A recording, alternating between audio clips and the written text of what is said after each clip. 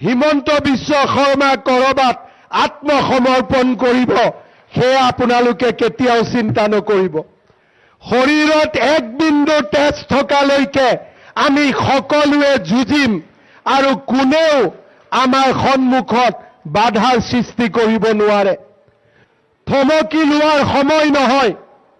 নৰিয়া দেহেৰে লাচিতে মোগলক পৰাজিত কৰিছিল আৰু আজিও আমি সেই মোগলক আকৌ এবাৰ পৰাজিত কৰিম, এই কথা সকলোৱে শুনি লোৱা উচিত।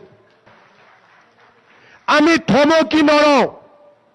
অসমীয়া জাতি আৰু পুনৰ থমকি নৰয়।